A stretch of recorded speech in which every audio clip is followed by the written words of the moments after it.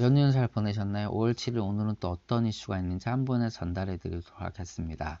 먼저 일본에선 자율주행차 스스로 졸음과 음주운전을 감시하도록 하는 장치가 마련된다고 합니다. 어떤 이유에서인지 한번 보고요.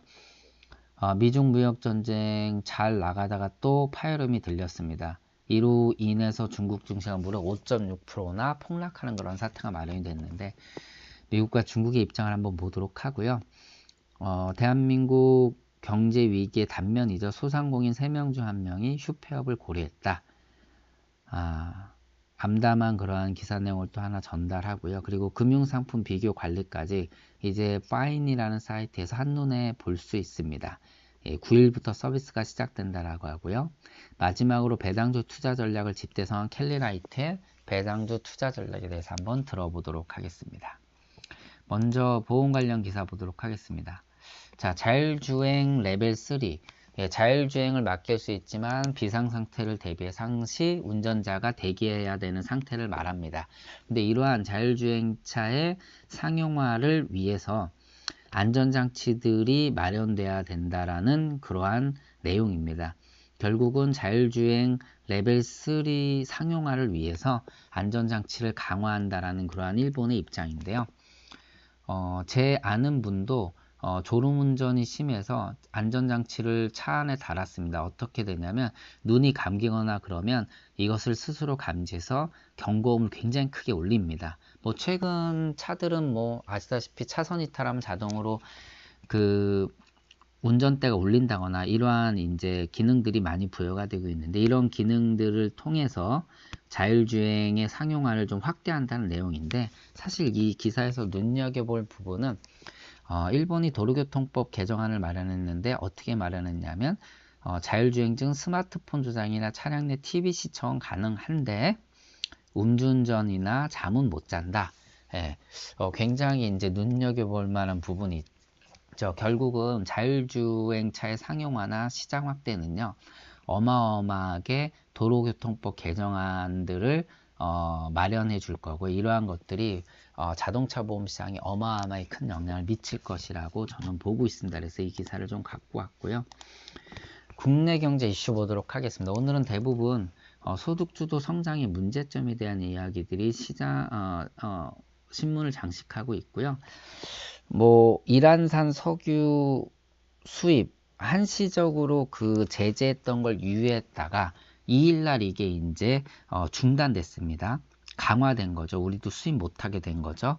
이때 같이 동결된 게 뭐냐면 원화 결제 계좌 또한 이때 이제 거래가 중단이 됐습니다. 결국은 한국이랑 이란의 교육 통로가 계좌 쪽에서도 막혀버렸습니다. 이 막힌 것 때문에 100여 개의 수출 기업이 1600억가량 수출을 받지 못한다는 그러한 좀 좋지 않은 어려움을 기사 내용으로 담고 있고요.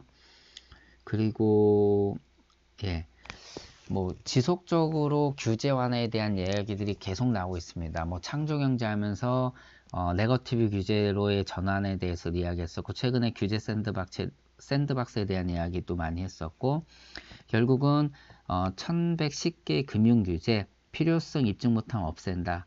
다시 말씀드리면 포지티브 방식에서 포괄적 네거티브 방식으로 바뀐다란 그러한 내용인데 이를 통해서 핀테크라든가 인슈어테크 뭐 이런 금융시장이 좀 활성화를 띠고 좀 더 편리한 또는 사용자 입장에서 보면 좋은 방식으로 많이 바뀌었으면 좋을 것으로 보입니다.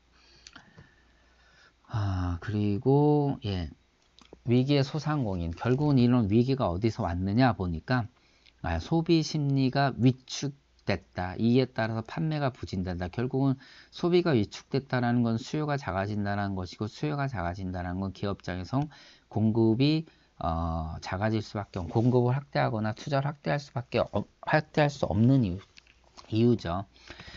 조사를 해보니까 경영수지 악화가 됐다라는 게 80%고요. 매출도 77.4%나 줄었다고 합니다. 더 문제점은 향후 진로 계획에 대해서 물어봤더니 아무 계획 없다가 36%, 다시 취업하겠다라는 게 20%, 은퇴 또는 휴식을 해야겠다는 게 20%, 재창업하겠다는 게 17%인데 폐업을 하지 못합니다.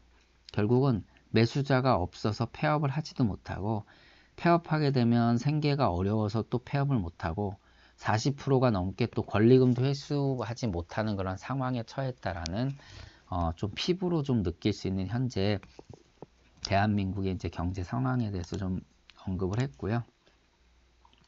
국제경제 이슈는 뭐니 해도 미중 무역 협상 문제입니다. 미국과 중국의 무역 협상 전망이 낙관적에서 비관적으로 바뀌었습니다. 그러면서 트럼프가 뭐라 그랬냐면은 2천억 달러어치의 중국산 제품의 관세가 10일을 기점으로 10%에서 25%로 오를 것이다. 어떻게 보면 그 지난번에도 언급했던 데드라인을 설정을 했다라는 것입니다. 근데 지금 이렇게 트럼프가 미중 무역 협상에서 강경하게 나오는 그 밑바탕이 뭐냐면 결국 미국의 경제 성장이 뒷받침하고 있다라는 내용인데, 과거에도 보면 2분기 때 미국 성장률이 4.2%, 3분기 때 3.4%나 됐습니다. 이때 작년이죠. 이때는 아무 얘기 없다가 4분기 성장률 2.2% 둔화되면서 경기 하강 우려 커지고 증시도 별로 안 좋을 때 미국이 이제 중국과의 무역 전쟁을 잠시 멈추고 협상에 돌입했습니다. 그러다가 또 지금 다시 경기가 좋아지니까 미중 무역 협상 얘기가 또 다시 작아지면서 미국의 자기 입장에 대한 큰 목소리를 내고 있다는 얘기죠. 결국은 미국은 이런 식으로 해서 중국을 압박하고 본인이 원하는 방향의 무역 협상을 이끌어낼 것으로 보고 있고, 중국은 뭐 지난번에도 언급을 했듯이 지속적으로 어려운 그 경제 상황을 하고 있고, 또 대내적으로도 다양한 정책들을 펼치면서 경기를 좀 활성화하려고 있다 보니까 이런 판을 깨기 싫다. 그래서 협상의 변함이 없이 지속적으로 좀 이끌어 갈 것이다 라는 그러한 입장을 좀 볼 수 있습니다. 그리고 무려 3% 빠진 상태에서 중국 증시가 시작을 해서 결국은 상하이 지수가 3000선 아래인 5.58% 하락하면서 장을 마감을 했습니다. 이러한 위기 때문에 미리 중국에서는요, 이 증시 개장 직전에 지준율을 인하하면서 결국은 약 48조 원이나 되는 돈을 풀 것이라는 것들까지 예상을 했음에도 불구하고 증시가 빠지는 것은 막지를 못했습니다.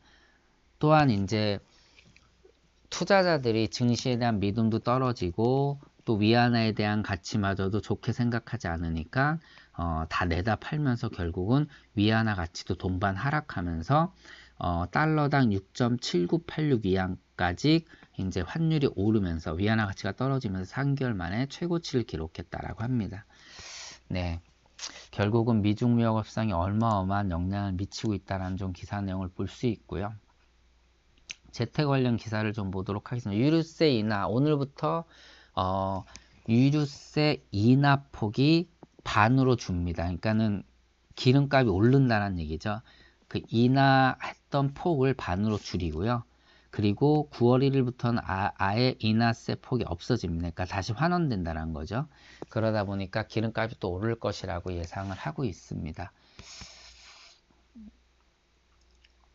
그리고 이제 배당주 투자 전략에 대한 이야기를 하는데, 켈리 라이트라는 분인데, 이분이 어떤 책을 썼냐면 절대로 배당은 거짓말을 하지 않는다라는 책을 썼는데, 이분의 투자 전략의 기반은요, 가치 투자입니다. 그래서 벤저민 그레이엄이나 워렌 버핏이 갖고 있는 가치 투자를 기반으로 해서 여기에 배당주 투자 전략을 얹은 바탕인데, 이분이 얘기하는 거는 기업이 발표하는 순이익과 장부 가치는 그 기업의 내재 가치를 측정하는 결정적인 역할을 못한다. 하지만 배당은 명확한 증거라고 하면서 뭐라고 얘기했냐면, 이런 기업들이 내고 있는 재무제표 등이나 이런 것들은 속일 수도 있고 속이는 경우도 실제 많다. 하지만 배당은 현금으로 주는 거기 때문에 절대로 거짓말 할 수 없다라는 그러한 내용으로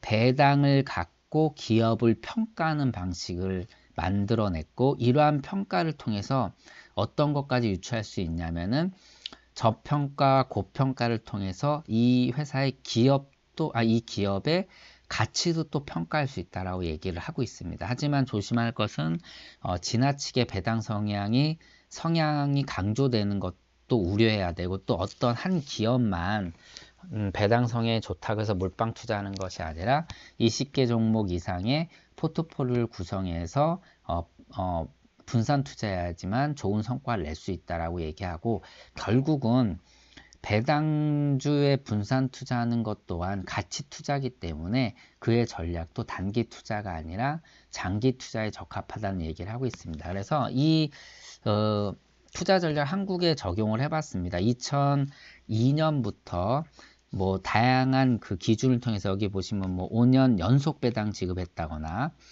뭐 과거 4년 중 최소한 3번 이상 단기 순이익이 증가했다거나, 배당 성향률 60% 이하와 10% 이하인 기업 맞게 추려서 1년마다 4월 1일 리밸런싱을 했다고 합니다. 그래서 16년간 작년까지 누적 수익률을 봤더니 729%나 달성했다라고 합니다. 연환산으로 치면 22.49%고요.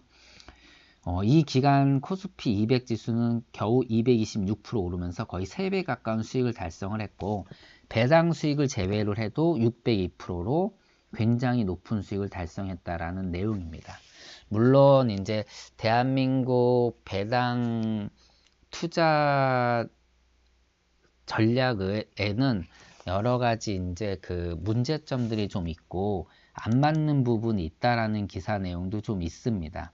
예, 그 내용에 대해서는 이제 홍춘우 이코노미스트가 몇 가지 언급을 했는데, 앞서 보신 내용처럼 장기 투자를 좀 보고, 최근 대한민국이 배당에 대한 어떤 인식이 많이 달라지면서 되레 우리나라 시장이 좀 더 좋은 그 배당주 투자 전략 시장으로 갈 수 있다라는 그러한 내용입니다.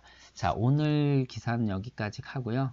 한 주 시작도 행복하게 하시길 바랍니다. 한보연의 고정소정이었습니다. 고맙습니다.